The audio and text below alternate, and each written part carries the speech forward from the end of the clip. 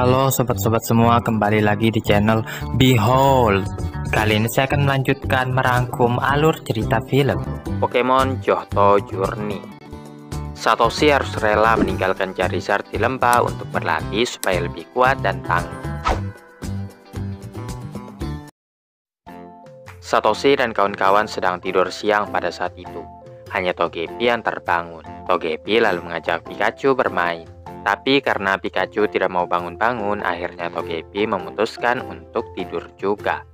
Pada saat itu ada Sentret yang memperhatikan mereka dan melaporkan apa yang dilihatnya ke kawanannya. Sentret itu terlihat gelisah dengan adanya manusia yang masuk ke wilayahnya.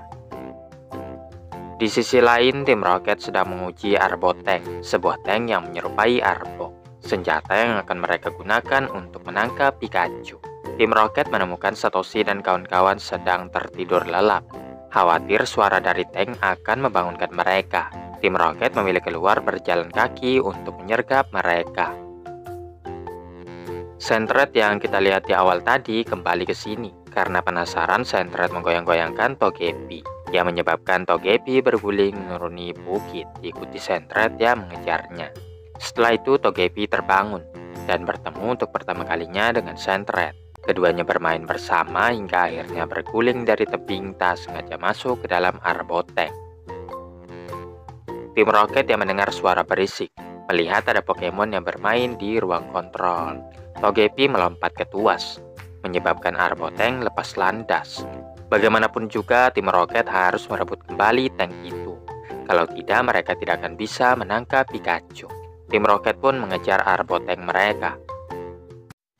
Kasumi yang paling pertama bangun, menyadari Togepi telah pergi. Sebelum sempat membangunkan Satoshi, Sentret lebih dulu melakukannya. Satoshi terkejut sekaligus heran mengapa Pokemon ini mendekatinya. Sentret berupaya memberitahukan bahwa temannya menghilang saat pergi ke tempat ini. Satoshi dan kawan-kawan sama sekali tidak mengerti apa yang dibicarakannya. Sampai kemudian Kasumi ingat Togepi-nya juga menghilang. Kemudian mereka mendengar suara tabrakan dari kejauhan. Sentret yang mempunyai firasat temannya ada di situ, lalu pergi ke sana diikuti Satoshi dan kawan-kawan. Arbo Tank menabrak tebing sampai hancur, dengan tim Rocket yang masih terus mengikuti dari belakang. Sentret yang lain mencoba menghentikannya, tapi karena saking serunya Togepi dan Sentret tidak melihat mereka. Tim Rocket mengira mimpi mereka untuk menjadi kaya telah musnah, karena ketidakbecusan mereka menjaga Arbo Tank itu. Di saat sama-sama mengejarnya, Satoshi dan kawan-kawan bertemu dengan tim Rocket, yang mana Satoshi menuduh pasti tim Rocket lagi yang melakukan semua ini. Tim Rocket membantah, justru Togepi dan Sentret lah yang mencuri Arbo Tank mereka. Takeshi mengeluarkan Onix supaya mereka bisa cepat menyusul Arbo Tank. Arbo Tank itu mulai menghancurkan tebing yang ada di sana. Togepi dan Sentret menganggapnya sebagai hal yang menyenangkan. Satoshi dan kawan-kawan tiba di tempat yang akan dilewati Arbo Tank dan menyusun rencana untuk menghentikannya. Mereka mulai menggali lubang yang dipenuhi lumpur untuk menjebak Arbo Tank di situ. Rencananya sebagian besar berhasil. Arbo Tank tersebut terkubur di lumpur, memungkinkan Pikachu naik ke atasnya.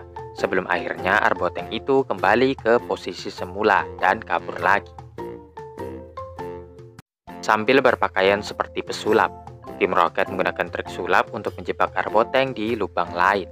Nyasu melompat ke dalamnya, hanya untuk disambut Pikachu dengan Thunderbolt. Guncangan menyebabkan kegagalan teknis, yang mengaktifkan Pegas di bagian bawah dan Arbo Tank bisa memantul keluar dari lubang karena hal tersebut. Satoshi dan yang lainnya mulai mengejar Arbo Tank yang semakin tak terkendali. Atas dorongan dari Satoshi, Sentret memanggil bala bantuan, yang mana mereka saling bekerja sama untuk mengevakuasi Pokemon ke tempat yang aman. Arbo Tank melaju lebih cepat dan akan menabrak sisi tebing lain. Tapi untungnya Togepi menggunakan metronom untuk mengebor tebing itu. Takeshi menyadari jika mengebor langsung melalui gunung, hal itu akan menghancurkan kota di sisi lain. Alhasil di saat-saat terdesak seperti ini, Satoshi mengendalikan Charizard untuk menghentikan Arbo Tank. Ketika Charizard berusaha menahan Arbo Tank, Pokemon lainnya yang ada di dalam ikut membantunya, yang akhirnya menyebabkan kerusakan total pada robot Arbo Tank. Charizard kemudian menggunakan flamethrower untuk melelehkan Arboteng yang memungkinkan Pikachu, Togepi, dan Sentret melarikan diri. Namun dengan Yasuo yang masih tertinggal di dalam, Musashi dan Kojiro mencoba menyelamatkannya. Pada akhirnya Arboteng meledak dan mengirimkan tim Rocket kembali ke tempat asalnya, yaitu langit-langit. Baik Kasumi maupun Sentret memarahi mereka berdua yang telah membuat khawatir. Petugas Junsa tiba di tempat kejadian dengan sepeda motornya. Ia berterima kasih kepada Satoshi dan kawan-kawan karena telah membuat terowongan yang memberi jalan pintas agar bisa sampai ke kota sebelah dengan lebih cepat. Satoshi dan kawan-kawan mengatakan tim Rocketlah yang bertanggung jawab. Secara tak sadar mereka telah melakukan sesuatu yang bermanfaat bagi orang banyak. Satoshi dan kawan-kawan yang kelelahan mendaki jalan setapak tidak menyadari bahwa mereka diikuti tim Rocket. Satoshi dan kawan-kawan penasaran kapan kira-kira mereka akan sampai ke kota berikutnya. Tim Rocket merencanakan untuk menangkap Pikachu seperti biasanya. Mereka mempertimbangkan apa jadinya kalau semua Pokemon Satoshi dan kawan-kawan bertarung melawan Pokemon tim Rocket. Nampaknya mereka tidak akan bisa mengalahkan Satoshi. Apalagi Satoshi punya Charizard yang lebih dari cukup untuk mengalahkan tim Rocket. Ketika Satoshi dan kawan-kawan berjalan, Satoshi menyebutkan bahwa dengan Charizard di sisinya, ia bisa mengalahkan siapapun. Tapi teman-temannya mengatakan Satoshi menggunakan Charizard secara berlebihan, sehingga tidak adil bagi lawan-lawannya. Kemudian mereka mendengar suara bergema di antara pegunungan. Jadi Takeshi menanggapi dengan mengeluarkan suara bergema juga. Seorang wanita memanggil mereka dari atas tebing dan memperkenalkan dirinya sebagai Sheik, yang merupakan penjaga Scientific Valley. Lembah itu adalah tempat di mana Charizard berkumpul dan berlatih demi menjadi lebih kuat. Sheik mengetahui bahwa Satoshi memiliki Charizard dari aroma tubuhnya, mengungkapkan bahwa ia sudah mengenalinya semenjak Satoshi memenangkan gym battle di Violet City, sebelum akhirnya mengundang mereka untuk mengunjungi Scientific Valley. Takeshi menyuruh Satoshi untuk menyetujuinya, karena Takeshi suka dengan wanita cantik itu. Sheik lalu memanggil Charla, Charizard betina yang mengangkut Kasumi dan Takeshi dengan menggunakan balon udara. Tapi tidak ada ruang yang cukup untuk Satoshi, sehingga Sheik menyarankan agar Satoshi terbang dengan Charizard miliknya. Charla lepas landas saat Satoshi bertanya bagaimana caranya, yang membuat Sheik terkejut karena Satoshi ternyata belum pernah terbang dengan Charizard-nya. Satoshi lalu meminta tumpangan kepada Charizard, yang awalnya Charizard menolaknya. Tapi ejekan Sheik memotivasi Charizard untuk mencoba. Satoshi dan Pikachu melompat ke punggung Charizard. Saat baru saja akan terbang, Charizard tak sengaja meninggalkan mereka berdua. Akhirnya Charizard mencobanya lagi, meskipun masih kesusahan menyimbangkan cara terbangnya. Melihat Kasumi begitu mengkhawatirkan Satoshi, Sheik mengatakan sepertinya Kasumi sangat menyukai Satoshi, tapi dengan cepat Kasumi membantahnya.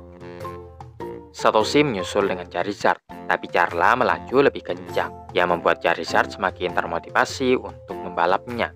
Namun yang terjadi mereka malah jatuh ke tebing, hingga berhasil lagi terbang ke atas dan melewati pepohonan, hanya untuk jatuh lagi ke dalam jurang. Di saat yang bersamaan, tim Rocket juga menuruni bukit menuju lembah. Sesampainya di Scientific Valley, Sheik menjelaskan bagaimana tempat ini terbentuk. Charizard dari berbagai penjuru berkumpul dan berlatih secara alami tanpa bantuan manusia. Charizard saling bertarung untuk membuktikan siapa yang lebih hebat, dengan persaingan yang ketat menjadikan mereka yang terkuat di seluruh dunia. Seluruh Charizard yang ada di sini merupakan Pokemon liar, kecuali Charla yang dibawa Sheik. Tak lama kemudian Satoshi, Pikachu, dan Charizard akhirnya tiba dengan keadaan yang sangat kecapean. Satoshi sudah mendengar sebagian ceritanya dan berniat melatih Charizard-nya juga. Entah mengapa Charizard malah menyerang Satoshi. Nampaknya ingin membuktikan bahwa ia layak mendapatkan pelatihan di Scientific Valley. Sheik menyatakan hanya Charizard yang lemah lah yang sering pamer. Satoshi yang tersinggung dengan perkataannya menantang Sheik bertarung. Tapi Sheik mengatakan Charla terlalu kuat untuk Charizard Satoshi, membuatnya semakin kepanasan. Akhirnya Sheik membawa mereka masuk ke dalam lembah. Ada banyak Charizard yang ukurannya lebih besar dari Charizard Satoshi. Sheik mengatakan jika Satoshi bisa mengalahkan salah satunya, ia akan mempertimbangkan Charizard untuk bergabung dengan mereka. Charizard mulai menyenggol lawannya dan memberinya flamethrower. Namun Charizard liar bisa menghirup serangan itu dan membalas dengan serangannya sendiri, meninggalkan Charizard yang kosong dan pingsan. Charizard bangkit lagi saat Sheik menunjuk ke salah satu yang sedang tertidur. Meskipun ukurannya yang besar, itu merupakan Charizard yang paling lembut. Charizard menghadapi yang satu itu dengan melancarkan flamethrower. Tapi Charizard liar tidak bereaksi sedikit pun dan hanya mengibaskan ekornya untuk melemparkan Charizard ke dinding. Satoshi mencoba menghiburnya bahwa latihan darinya lebih dari cukup untuk Charizard. Akan tetapi Charizard tidak menghiraukannya dan mencoba menyerang lagi. Terlepas dari Satoshi yang menyuruhnya untuk stop, Charizard tetap bertahan meski sudah dipukul berkali-kali, hingga akhirnya diusir keluar lembah. Satoshi dan kawan-kawan melihat Charizard berjuang untuk menaiki tangga, tapi Sheik menutup gerbang dan menyuruh Charizard untuk kembali di lain waktu. Tim Rocket menyaksikan dari kejauhan, menyadari mereka tidak akan bisa menangkap Charizard manapun di lembah ini, karena mereka dapat dengan mudah mengalahkan Charizard Satoshi.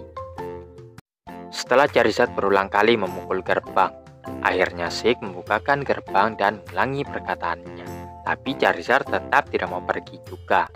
Oleh karena itu, Sheik memerintahkan Charla untuk membanting Charizard ke danau. Sheik menyuruh Charizard untuk merenung sebelum kembali ke sini.